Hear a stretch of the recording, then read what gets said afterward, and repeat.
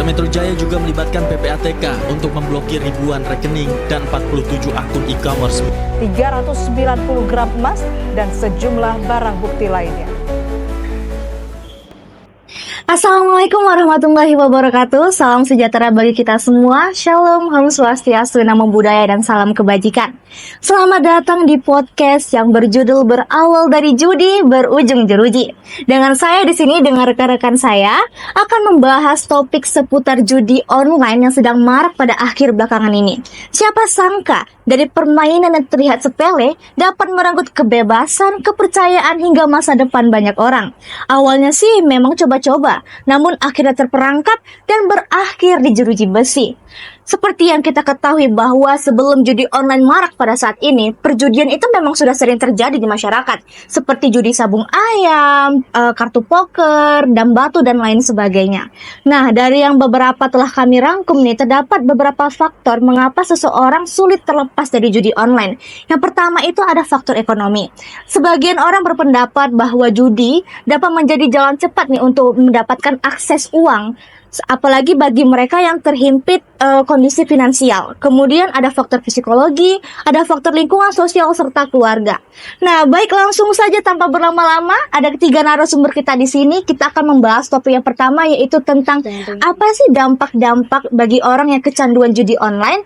Mungkin dari narasumber kita yang pertama, Deborah, bisa memberikan pendapat atau gambaran? Benar sekali, pembahasan yang disampaikan oleh host podcast tadi bahwasannya judi online itu bukan hanya dibahas atau dilakukan secara konvensional, melainkan dapat dilakukan secara online. Hal ini dikarenakan karena mudahnya dalam mengakses ke dalam media elektronik. Oke, dalam hal itu ada beberapa dampak yang bisa dirasakan ketika kita melakukan atau memainkan judi online. Dalam hal ini saya akan bahas melalui 2 segmen. Yang pertama, dampak yang akan dirasakan oleh diri kita sendiri. Yang kedua, dampak yang akan dirasakan oleh orang-orang sekitar ketika mereka memainkan judi online.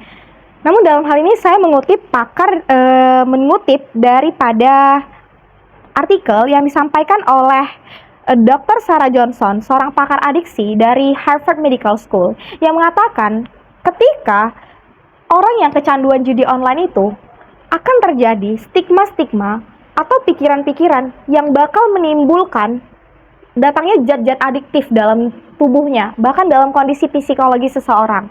Namun hal ini tuh menimbulkan beberapa dampak, seperti yang pertama, gangguan pikiran. Kedua, susahnya tidur. Yang ketiga, perasaan yang cemas. Adanya pressure dalam diri dia sendiri.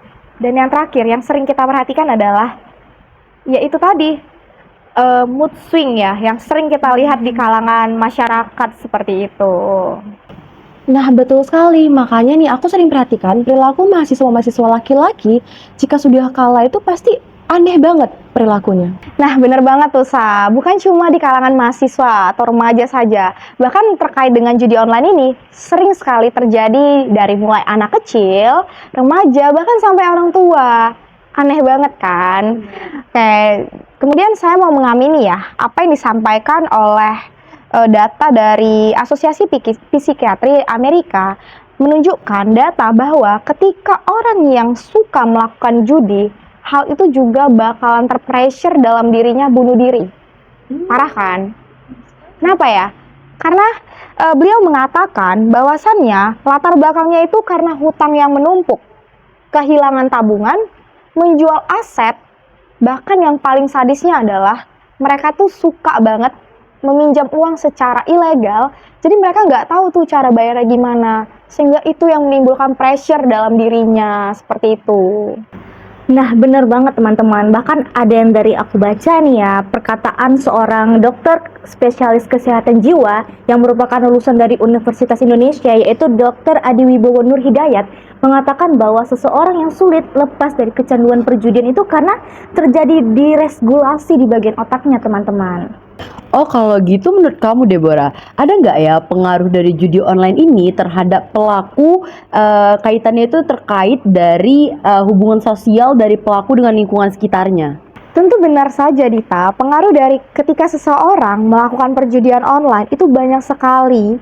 Dalam hal ini saya mau kutip ya pandangan daripada Dr. Ahmad Rahman, seorang psikolog klinis di Indonesia, di mana dalam penelitiannya menemukan bahwa ada 70% dari 100% jumlah populasi di Indonesia ketika dia melakukan atau pencandu judi online, hal itu juga bakal berkaitan dengan hubungan sosialnya terhadap keluarga, kerabat, teman. Bahkan hal inilah yang menimbulkan rusaknya hubungan antar sesama, bahkan terhadap orang lain gitu. Sehingga ini menimbulkan suatu permasalahan yang cukup masif lah seperti itu. Wah, ternyata banyak ya teman-teman dampak-dampak yang terjadi apabila seseorang kecanduan judi online, baik bagi dampak diri sendiri maupun eksternal, seperti tadi yang telah dikatakan oleh narasumber kita, Deborah. Nah, kemudian yang menjadi pertanyaan selanjutnya ini, apakah payung hukum di Indonesia ini telah mengatur terkait judi online tersebut? Mungkin rekan kita Elsa bisa memberikan penjelasan? Baik, jadi begini, pada dasarnya perjudian itu adalah perbuatan yang dilarang menurut hukum yang berlaku di Indonesia. Hal ini didasarkan pada pasal 1 ayat 1 Peraturan Pemerintah nomor 9 tahun 1981 tentang pelaksanaan penertiban perjudian. Pada pasal ini diterangkan bahwasanya segala bentuk penyelenggaraan perjudian, segala jenisnya itu dilarang di Indonesia. Dari sini kita dapat menarik kesimpulan bahwa baik itu perjudian yang langsung maupun secara tidak langsung itu dilarang di Indonesia. Berarti pengaturan terkait perjudian ini baik yang dilakukan secara langsung maupun secara online itu berbeda ya, Elsa? Baik, jadi begini. Pengaturan mengenai perjudian di Indonesia itu pada awalnya diatur menurut perjudian yang dilakukan secara langsung atau tidak menggunakan media elektronik. Hal ini dikarenakan pada zaman dahulu itu belum ada yang namanya perjudian online. Nah, pengaturannya itu terdapat pada pasal 303 dan pasal 303 bis KUHP. Pada pasal 303 itu sendiri merujuk kepada orang-orang yang mengadakan permainan judi atau biasa kita kenal dengan bandar judi.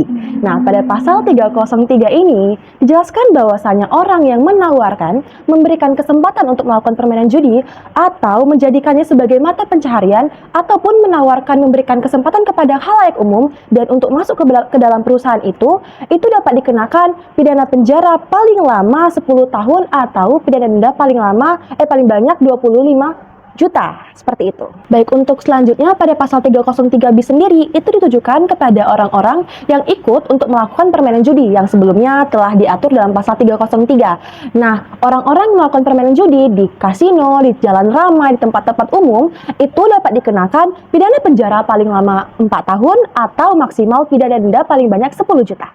Oh begitu, lalu bagaimana dengan pengaturan judi secara online? Apakah di Indonesia sendiri sudah ada payung hukumnya? Oh, tentu sudah diatur. Untuk perjudian yang dilakukan menggunakan media elektronik itu diatur pada pasal 27 ayat 2 tentang perubahan kedua Undang-Undang ITE yang mengatakan bahwa setiap orang yang dengan sengaja mendistribusikan, mentransmisikan, ataupun membuat dapat diaksesnya informasi elektronik atau dokumen dalam media elektronik yang mengandung muatan perjudian itu dapat dikenakan sanksi. Nah, sanksinya ini itu terdapat pada pasal 45 ayat 3 Undang-Undang nomor 1 tahun 2024. Nah, dalam pasal ini dikenakan sanksi pidana penjara paling lama 10 tahun atau pidana denda paling banyak 10 miliar. Oke, tampaknya tadi saya mendengar pembahasan dari Elsa itu skupnya kepada Undang-Undang ITE ya. Terus gimana terkait dengan payung hukum yang ada dalam pembahasan KUHP? Apakah sudah ada mengatur terkait dengan itu, Sah? Baik Deborah, kalau kita berbicara tentang KUHP yang saat ini masih kita gunakan, memang belum ada yang secara khusus, secara spesifik mengatur tentang perjudian online. Namun tenang saja, karena pada KUHP baru, yaitu pada KUHP yang akan kita gunakan 2 tahun lagi, tepatnya pada tahun 2026, itu sudah ada diatur teman-teman, yaitu pada pasal 426 dan pasal 427. Berarti ternyata di Indonesia sendiri itu sudah secara kompleks ya mengatur terkait perjudian baik secara konvensional maupun secara online atau judi online yang kita bahas pada saat ini. Nah, jika kita lihat nih dari perkembangan teknologi di era globalisasi pada saat ini, di mana kita dapat dengan mudah mengakses, menerima, serta memberikan informasi dengan waktu yang cepat, tidak mau menutup kemungkinan pengaruh judi online ini dapat menyebar nih di khalayak masyarakat dengan luas. Yang dimana judi online ini seperti tadi dikatakan oleh narasumber kita Deborah, memberikan dampak-dampak negatif nih baik individu maupun juga masyarakat. Kemudian nih, kalau dilihat-lihat lagi dari segi payung hukumnya sudah, dampak-dampaknya juga sudah, yang menjadi satu tanda tanya besar adalah dalam penegakan hukum terkait kejahatan judi online itu sendiri, apakah sudah ditemukan kendala-kendalanya? Mungkin rekan kita Nandita bisa memberikan penjelasan? Nah, aku akan menjelaskan ya sedikit terkait fenomena judi online. Polisi mengakui kesulitan memberantas praktik judi online di Indonesia dikarenakan rumitnya dari transaksi judi online ini sendiri. Nah, selain itu, server judi online ini juga sering berpindah-pindah ya, bahkan sampai ke luar negeri. Seperti yang bisa saya kutip dalam berita dengan headline "Polisi kesulitan libas judi online, transaksi mencurigakan naik berkali lipat" yang diterbitkan oleh bisnis.com, di mana Kapolri Jenderal Listio Sigit Prabowo mengungkapkan pihaknya telah menangkap 9.096 tersangka dalam kasus judi online, yang mana ribuan tersangka itu ditangkap dalam 6.386 perkara yang telah diungkap sejak 2020 hingga 2024. Beliau juga bahkan menambahkan pihaknya telah melakukan penindakan terhadap 5.991 rekening dan memblokir 68.108 situs judi online. Nah, jadi judi online ini sendiri menjadi bertumbuh kembang itu tak hanya menyasar masyarakat umum. Nah, aktivitas ini tuh bahkan menyeret aparat, pejabat, kemudian public figure, dan bahkan artis-artis tanah air. Oh iya, aku juga dengar loh ada berita dengan highlight bahwa artis seperti Denny Cagur itu ikut mempromosikan judi online loh teman-teman. Aku juga pernah baca tentang Wulan Guritno yang ikut terlibat sih. Bahkan kalian tahu nggak, kayak kasus yang baru-baru ini ada tiktokers yang viral yaitu Sadbor ikut mempromosikan judi online. Benar sekali teman-teman. Public figure yang tadi teman-teman sebutkan, mereka itu terseret skandal judi online dikarenakan mereka diduga terlibat dalam menyebarluaskan konten yang membuat judi online, dan mereka terlibat dalam mempromosikan judi online tersebut. Nah, kalau tadi kita juga bahas tentang public figure yang ikut mempromosikan judi online, kembali lagi ke topik pembahasan kita nih, Nan. Menurut kamu nih, ada nggak ditemukan kendala-kendala dalam penegakan hukum terkait judi online? Nah, terkait kendala penegakan hukum terhadap judi online di Indonesia, mungkin sedikit sulit ya menggeneralisasikan faktor ataupun kendala yang menghambat penegakan hukum terhadap pelaku tindak pidana judi online. Dikarenakan cakupan topik ini tuh sangat luas dan kita tuh tidak bisa ya menggunakan hanya dari satu sudut pandang atau perspektif saja.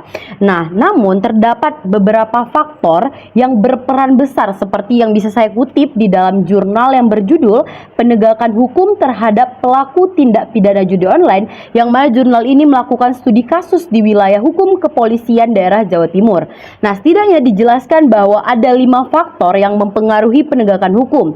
Yang pertama ialah faktor hukumnya sendiri, yang kedua ialah faktor penegak hukum, yang ketiga ialah faktor sarana atau fasilitas yang mendukung penegakan hukum, yang keempat ialah faktor masyarakat, dan yang kelima ialah faktor kebudayaan. Baik Nita, dari faktor-faktor yang sudah kamu jelaskan tadi, ada nggak ya keterkaitannya dengan penegakan tindak pidana dari perjudian online ini sendiri? Tentu Elsa, kelima faktor tersebut merupakan faktor-faktor yang terkait satu sama lain yang juga merupakan esensi dari penegakan hukum dan bekerjanya hukum di dalam masyarakat. Jadi kalau aku bisa menyimpulkan, setidaknya terdapat 2 faktor penghambat, yaitu kendala internal dan kendala eksternal. Yang mana faktor internal itu meliputi rendahnya sumber daya manusia dan adat istiadat. Nah, kalau dari faktor eksternal itu meliputi perekonomian keluarga dan ketidakpatuhan masyarakat terhadap hukum.